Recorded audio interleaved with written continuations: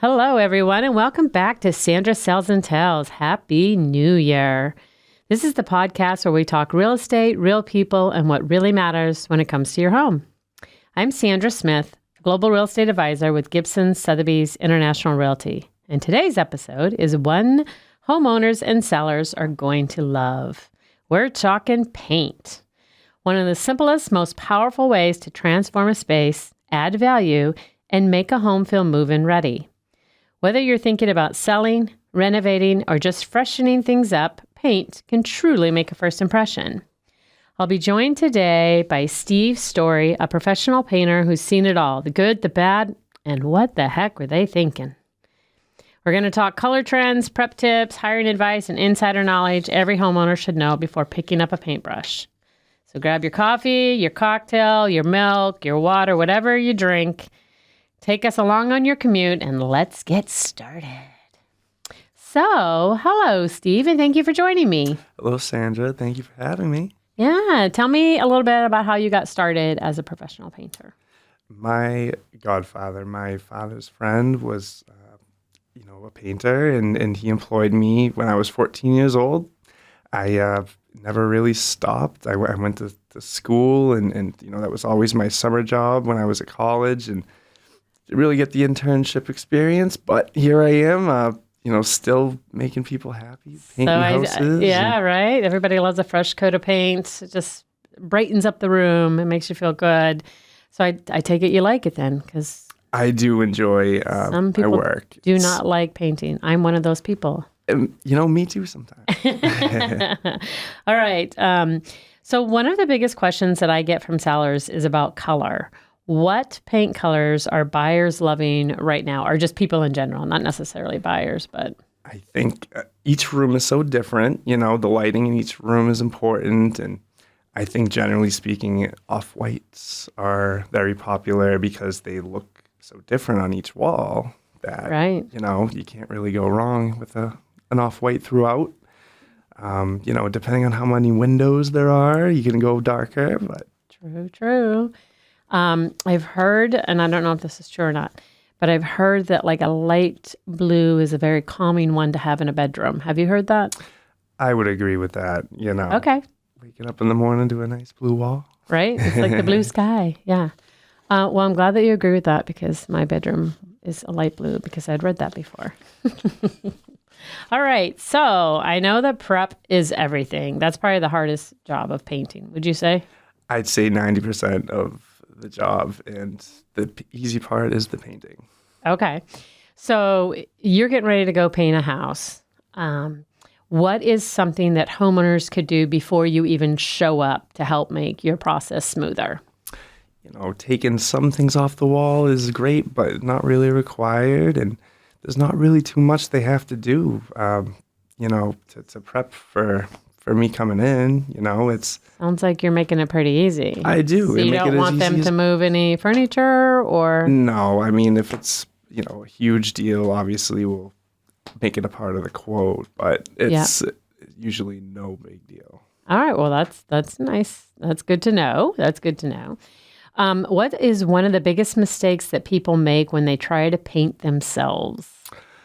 Let's see. They try to rush the prep work, I guess, a little bit. And, if you don't sand the walls before you put paint on, it's not going to look as good as if you sanded the walls and make a little mess.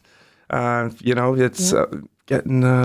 a mess is important to start getting a new fresh coat of paint on the walls. All right. So that's interesting. So do you have to sand every wall before you paint it, or? I'd say yes. And if you want a nice smooth glass look, then get rid of the old boogers that the old painter put in there, paint. And right. If you look close, you can really see every imperfection. So. All right. That is very true. I've seen like older homes that have that plaster paint that's very hard. Our plaster, what is that called? You know what I'm talking about? It's not the paint, but like plaster hair. Horsehair plaster. Horsehair plaster. With Thank you. Older homes. Yes. So how do you tackle that? Because that's tough. Well, hopefully the walls are in good shape, and it just requires sanding. But you can always patch those older walls with joint compound, and it's no big deal. It just needs a little more love. I love that you're just like cool and chill about, yeah, no, it's not a problem. Yep, we got this. So that's amazing. That's, I think anyone having a house painted, any homeowner would be happy to have that type of attitude so that we're not stressed out about it.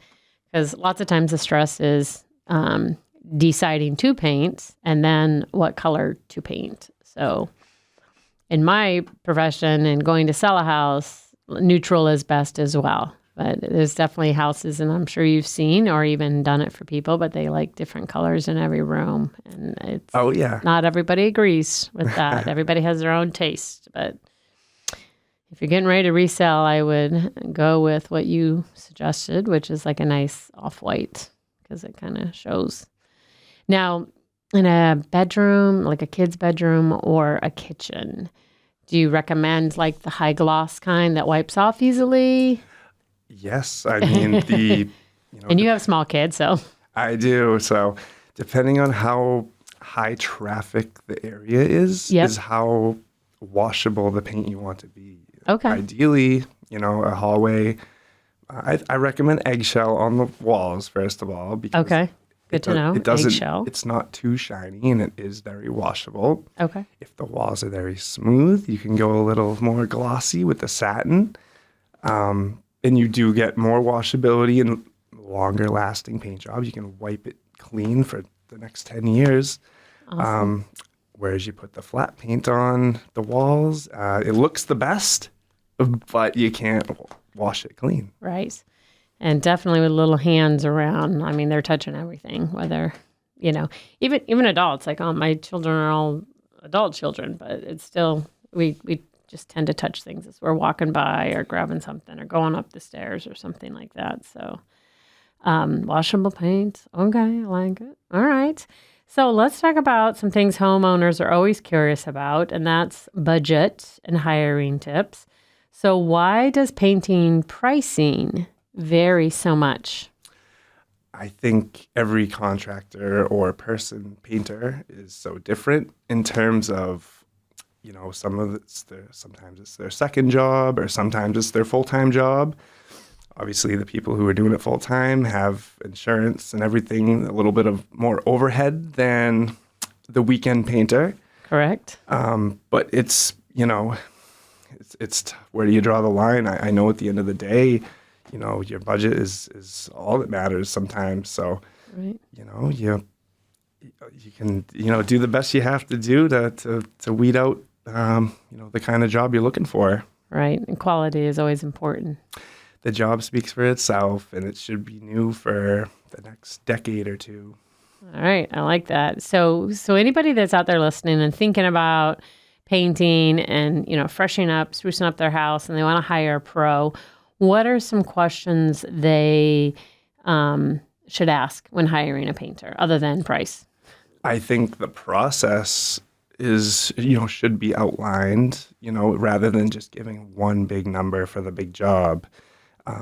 Really detailing, spending the time to break the job down and see why the prep work is what it is. And, the painting part is the fun part, the easy part at the end, which everyone likes to rush to. Right. But, you have to just be brutally honest about what the prep takes to get it to beautiful. All right. Very good. Any other important questions you think they should ask when hiring a painter? I think the process is the most important, and it also references are very good to have, and pictures of old projects and Great idea. Yeah. Most people usually do hire somebody based on a reference or somebody that they know, like, and trust, that have used that person or familiar with their work or have done that. So great tips to homeowners out there looking to hire a painter. All right, I'm going to ask you just some quick questions. Look, just for fun. So, what is your and maybe you've already answered these because I have favorite neutral color.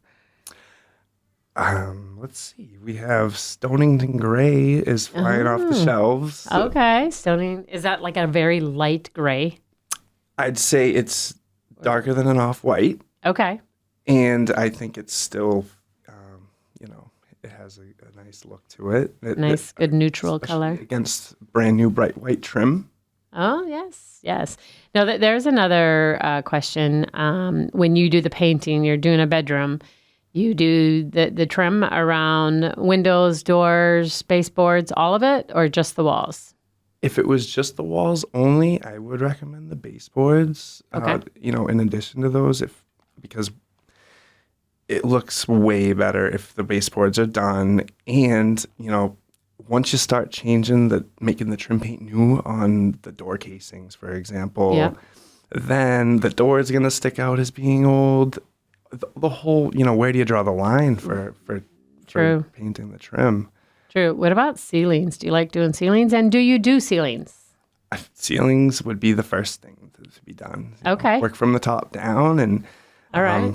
2 coats on the ceiling should be, the best job you can get, depending on a bathroom. Sometimes an eggshell ceiling is, it resists the moisture way better than a flat ceiling. Oh, okay. Good to know. You get the washability on the ceiling and mold resistance. Very good to know. That's a fun tip to know for your bathrooms. If anybody's out there trying to do it yourself, go with the eggshell. Or satin on the ceiling. On the ceiling. All right. So my next question that I had written down was matte, satin, or semi-gloss. And it sounds like you're kind of like it depends on the location. Yeah. And, I think it's worth paying a little extra money for the nice matte paint. Because you do have the washability of an eggshell, and the look of the matte it looks flawless, because it doesn't highlight all the imperfections like an eggshell or a satin would. So it looks like glass when you stand back and look at it. Which is nice. You like that smooth look when you walk in. When I walk into houses that I show or I'm listing it, you can tell if they've, done that. So that brings me to another question. I guess there is a price difference between matte, satin, or semi-gloss for paint, or are they all similar? They are right around the same. I'd say, you could, Sherwin-Williams and Benjamin Moore have their premium line of, which is probably $20, $30 more than the mid-grade. But if you do have a high visibility area or a master bathroom, spending the extra $30 for that premium paint would really be, worth every penny. All right. Good to know. Right. What is one color trend you hope that never comes back? Well, I'd say I love color trends coming and going because that's probably what keeps people in business. True. Right. But I'd say good point. Everyone wants to go away with the natural wood look, and everything's going white now, which maybe one day natural wood will have its home on people's trim and cabinets, but today's everybody is covering that. I mean, I'm guilty of that myself in my own house, like covering that up and just going with the white, the cleaner look. But it's definitely a trend, and it's been around for the last few years. But I have, there are people that don't like that look and like this darker stain or darker wood. So enjoy the character of the wood grain. Very good. I like it. So do you just do interior painting or do you do exterior painting as well? Exterior is what I love to do when the weather permits, and working outside is priceless, and a little bit more dangerous being up on ladders, but that's what someone's got to get up there and scrape and paint. Very good. So you don't mind doing outside of the home, and you do the inside as well too. What about decks? Do you do staining, things like that, or no? Yes, decks can be touchy, and it's easy to put a solid stain or a solid paint on the the deck boards, but no matter how good the paint is, it really is going to peel in 2 or 3 years. I think the best job that a deck can get is a semi-transparent stain on it. So, when it does need a recoat, you don't have to scrape and sand. Okay. Good tip. Very good tip. So these have been like super helpful because everybody, like we said, a fresh coat of paint can make a huge difference, whether you're selling or, just freshening up your own house. It's just good to stay on top of it. One last question. What do you recommend? Like, how often should somebody paint or do a fresh coat of paint in their house? They've been in this house. They're planning on being in this house. It's their forever home. They had it painted when they moved in. Is it every 2 years, 4 years, 10 years? Well, that's the thing is the quality of the paint job is very important because if it's not enough paint on the wall, you'll need another paint job in 5 years. So do you usually do 2 or 3 coats? 2 coats of finished paint is important, and it creates that washable surface that, that'll stay brand new for a decade.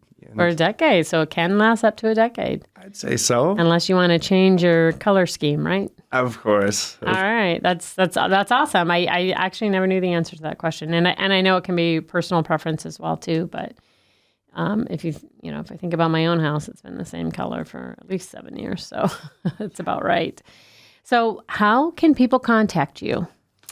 I think my Facebook would be how I, post all my work. All right. And what's the name of your Facebook page? Storey and Company Painting Services. Storey and Company Painting Services. So that's Storey as in storybook. Storey. Storey. So Storey, Storey, Painting Services on your Facebook page. And then all your contact information is on there. Oh, yeah. Do you want to give either your email or your cell phone number now for those that are listening that might want to jot it down? Absolutely. All right. My cell phone is 339-933-2882. A lot of easy numbers there. So say it again one more time. 339-933-2882. And that is Steve Storey for painting. If you just even want to get quotes, right? Because sometimes you just go do quotes. They don't have to make that decision right away. Quotes are free, and I spend my time on my quotes to set myself apart from the rest. Oh, good advice. And I can honestly say that I have referred Steve to do some painting for some buyers that had bought a house and wanted some fresh paint in their house. So I do not give out names unless I know they have a good reputation. So I recommend you check out his before and afters on his Facebook page and check it out. And if you're thinking of painting, reach out to him. Now, before I leave, I always like to do a key of the week. So this week, going along with our painting theme, here is your key of the week. The right paint job saves you money. The wrong one costs you twice. Now, would you agree with me, Steve, on that? 125,000%. All right. So the right paint job saves you money. The wrong one costs you twice. That is your key of the week. Professional prep, clean lines, and the right finish matter. Cutting corners often leads to do-overs, delays, and lost momentum when a home is getting ready to hit the market or you're just freshening up for yourself. So, Steve, this has been a great conversation and proof that a fresh coat of paint can do a lot more than just change a color. Thank you for sharing your expert insight, your real-world advice, and a few truths every homeowner needs to hear. If you're thinking, selling, buying, or even just updating your home, remember, it's often the details that make the biggest difference. If you enjoyed this episode, please make sure to follow, subscribe, and share it with someone who loves home projects or is thinking of planning a move. And if you have a topic you'd love for us to cover, please send me a message. I love hearing from you. I'm Sandra Smith, and this has been Sandra Sells and Tells, real estate, real people, real insight behind the sold sign. Until next time, Sandra Sells, closing deals in high heels.